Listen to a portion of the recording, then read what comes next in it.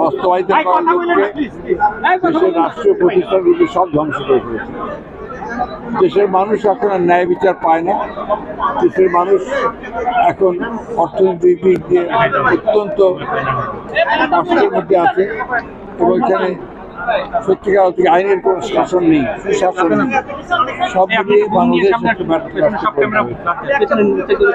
আমরা আজকে এখানে বিজ্ঞ আইনজীবীরা এসেছিলেন, তারা এই শপথে নিয়েছেন দেশে আইনের শাসন প্রতিষ্ঠার জন্য নাকি বিদেশ যেতে পারবে না, কাদের বলছে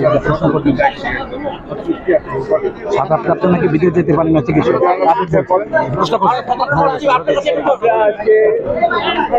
সর্বোচ্চ আদালত, সুপ্রিম কোর্ট এবং ঢাকা আদালতের আইনজীবীদেরকে নিয়ে এখানে এসেছি। আমাদের পাশে শহীদ রাষ্ট্রপতি জিয়াউর রহমানের প্রতি আস্থার প্রতি শ্রদ্ধা নিবেদন করে আমরা আমাদের কর্মসূচি শুরু করব এবং দেশে আইনের শাসন, গণতন্ত্র এবং বিচার বিভাগের স্বাধীনতার জন্য আমরা আজকে শপথ নিয়েছি। ইনশাআল্লাহ অল্প কিছুদিনের মধ্যেই আমরা চেষ্টা করব আইনের মাধ্যমে বিদেশে যেতে পারে বিভাগের মাধ্যমে তাদের বলছেন মুক্ত করার জন্য, এবং সেই জন্য সকল আইনজীবীরা প্রস্তুত হয়ে আছে এবং আইনজীবীদের নিয়ে ইনশাআল্লাহ জাতীয়তাবাদী আইনজীবী ফোরাম সামনের দিকে ঐক্যবদ্ধভাবে এগিয়ে যাবে এবং ইনশাআল্লাহ আমরা সাকসেসফুল হব।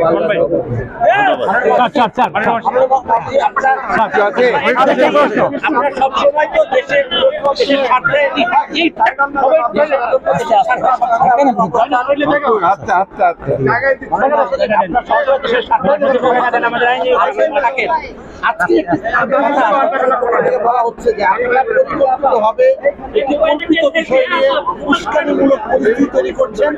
ভারতের সঙ্গে বাংলাদেশের যেটি হচ্ছে সেটি কোনো ষড়যন্ত্রের বিষয় না, এখানে আপনারা সহযোগিতা করছেন আমাদের অসুযোগ গোলাবাজার থেকে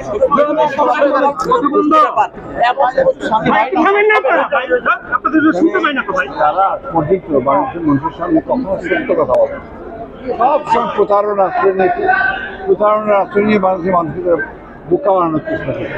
আজকে যে সমঝোতা চুক্তি যেটা তারা সাক্ষাৎ করেছে এর মধ্যে পরিষ্কার করে বলা আছে যে এই সমঝোতাগুলো হয়েছে, এই সমঝোতাগুলোর অর্থই হচ্ছে যে অতি অল্প সময়ের মধ্যে বাংলাদেশকে তারা নির্ভরশীল করে ফেলবে ভারতের কাছে, যেটা প্রমাণিত হয়ে গেছে। এবং যে সবচেয়ে বড় মারাত্মক যেটা আপনার যে করিডোর তারা দিচ্ছে, রেল করিডোর তো বাংলাদেশের কোনো কাজে লাগে। তাহলে বাংলাদেশের মাটিতে তারা রেল লাইন স্থাপন রেল ব্যবহার করবে, সেখানে বাংলাদেশের কোনো স্বার্থ ব্যাহত হবে না। অন্যান্য বিষয়গুলো আকাশ স্থল নৌপথে সবখানে তারা আজকে তাদেরকে পার্টনারশিপ দিয়ে দিয়েছে। পার্টনারশিপে আমাদের কোনো আপত্তি নেই, কানেক্টিভিটিতে কোনো আপত্তি নেই। সেখানে বাংলাদেশ কি পেরো সেটাই তো প্রধান। আমরা তো এখানে কিছু পাইনি, আমাদের যে পানির হিস্সা সেই হিস্সাটা আমরা পাইনি, তিস্তা নদীর পানি আমরা পাইনি। আমরা অন্যান্য অভিন্ন যে নদী আছে তার কোনো হিস্সা আমরা পাচ্ছি। এই একটা সীমান্ত হত্যা বন্ধ হচ্ছে না। আমাদের যে ট্রেড বিজনেসের তার জন্য কোনো স্বচ্ছ কোনো ব্যবস্থা সেখানে নেওয়া হয়নি।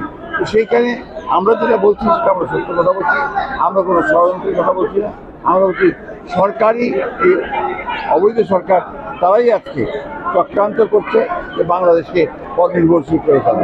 মাননীয় মহাসচিব, আপনারা তো কিছুদিন আগেও আপনাদের সমমনা দলগুলোর সঙ্গে বৈঠক করেছিলেন আর কি, যে আপনারা নতুন করে আন্দোলনকে আবার চাঙ্গা করার জন্য।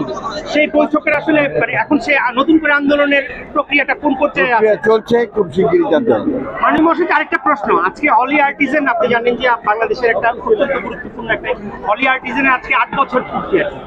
সরকার বলছে যে জঙ্গিবাদ এখনো নিয়ন্ত্রণে আছে। আপনারা কিন্তু অভিযোগ করেছেন জঙ্গিবাদকে সরকার নানান সময়ে রাজনৈতিক ফায়দা হাসিলের জন্য তারা ব্যবহার করে। আর এই হলি আর্টিজেন কিনে আপনারা আসলে কি বলতেছেন? হলি আর্টিজেনের বিষয়টা আমরা কন্ডেম করেছি এবং আমরা যে কোনো ধরনের জঙ্গিবাদের বিরুদ্ধে আমরা আন্তর্জাতিক জাতীয় জঙ্গিবাদের বিরুদ্ধে।